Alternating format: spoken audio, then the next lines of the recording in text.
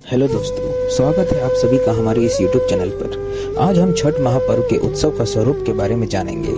आशा करता हूँ आपको हमारा वीडियो पसंद आएगा। छठ पूजा 4 दिवसीय उत्सव है। इसकी शुरुआत कार्तिक शुक्ल चतुर्थी को तथा समाप्ति कार्तिक शुक्ल सप्तमी को होती है। इस दौरान व्रतधारी लगातार 36 घंटे का व्रत रखते हैं। इस दौरान वे पानी भी ग्रहण नहीं करते। नहाए खाए छठ पर्व का पहला दिन, जिसे नहाए खाए के नाम से जाना जाता है, उसकी शुरुआत चैत्र या कार्तिक महीने के शुक्ल चतुर्थी से होता है। सबसे पहले घर की सफाई कर उसे पवित्र किया जाता है। उसके बाद व्रती अपने नजदीक में स्थित गंगा नदी, गंगा की सहायक नदी या तालाब में जाकर स्नान करते हैं। व्रती इस दिन नाखून वगैरह को अच्छी तरह काटकर स्वच्छ जल से अच्छी तरह बालों को धोते हुए स्नान करते हैं। लौटते समय वो अपने साथ गंगा जल लेकर आते हैं, जिसका उपयोग वे खाना बनाने में करते हैं। वे अपने घर के आसपास को साफ सुथरा रखते हैं। व्रती इस दिन सिर्फ एक बार ही खाना खाते हैं। खाना में व्रती कद्दू की सब्जी, मूंग, चना दाल, चावल का उपयोग करते हैं। तली हुई पूरियां, पराठे, सब्जियां आदि वर्जित है। यह खाना कांसे या मिट्टी के बर्तन में पकाया जाता है। खाना पकाने के लिए आम की लकड़ी और मिट्टी के चूल्हे का इस्तेमाल किया जाता है। जब खाना बन जाता है तो सर्वप्रथम व्रती खाना खाते हैं। उसके बाद ही परिवार के अन्य सदस्य खाना खाते हैं।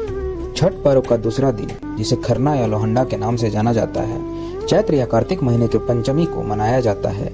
इस दिन व्रती पूरे दिन उपवास रखते हैं। इस दिन व्रती अन्न तो दूर की बात है, सूर्यास्त से पहले पानी की एक बूंद तक ग्रहण नहीं करते। शाम को चावल, गुड़ और गन्ने के रस का प्रयोग कर खीर बनाया जाता है।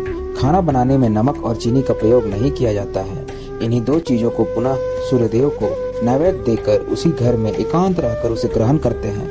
परिवार के सभी सदस्य उस समय घर से बाहर चले जाते हैं ताकि कोई शोर न हो सके। एकांत से खाते समय व्रती किसी तरह की आवाज सुनना पर्व के नियमों के विरुद्ध है।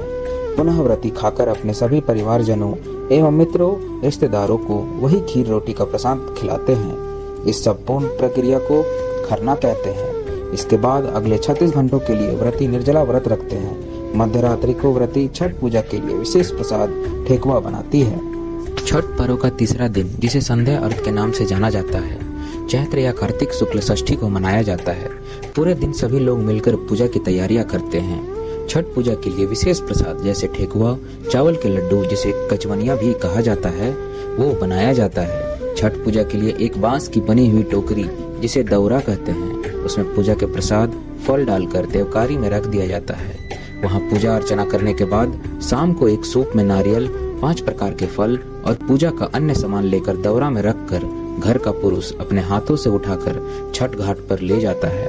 यह अपवित्र न हो, इसलिए इसे सर के ऊपर की तरफ रखते हैं। छठ घाट की तरफ जाते हुए रास्ते में प्रायः महिलाएं छठ का गीत गाते हुए जाती है। नदी से मिट्टी निकालकर छठ माता का जो चौरा बना रहता है, उस पर पूजा का सारा सामान रखकर नारियल चढ़ाते हैं और दीप जलाते हैं। सूर्यास्त से कुछ समय पहले सूर्यदेव की पूजा का सारा सामान लेकर घुटने भर पानी में जाकर खड़े हो जाते हैं और डूबते हुए सूर्यदेव को अर्घ्य देकर 5 बार परिक्रमा करते हैं। चौथे दिन कार्तिक शुक्ल सप्तमी की सुबह सूर्य को अर्घ्य दिया जाता है। सूर्योदय से पहले ही व्रती लोग घाट पर उगते सूर्यदेव की पूजा हेतु पहुंच जाते हैं और शाम की तरह उनके परिजन उपस्थित रहते हैं। सभी नियम विधान सांध्य अर्घ्य की तरह ही होते हैं। सिर्फ व्रती लोग इस समय पूरब की ओर मुंह पानी में खड़े होकर वह सूर्य उपासना करते हैं। वहां उपस्थित लोगों में प्रसाद वितरण करके व्रती घर आ जाते हैं और घर पर भी अपने परिवार आदि को प्रसाद वितरण करते हैं। व्रती घर वापस आकर गांव के पीपल के पेड़, जिसको ब्रह्मा बाबा कहते हैं, वहां जाकर पूजा करते हैं। पूजा के पश्चात वहीं कच्चे दूध का शरबत पीकर तथा थोड़ा प्रसाद खाकर व्रत पूर्ण करते हैं, जिसे पारण या परना कहते हैं। ये था दोस्तों छठ महापर्व के उत्सव का स्वरूप के बारे में कुछ जानकारियाँ। अगले वीडियो में हम छठ महापर्व के पौराणिक और लोक कथाएं के बारे में जानेंगे। तो आप कहीं मत जाएं, हमारे चैनल से जुड़े रहें। धन्यवाद।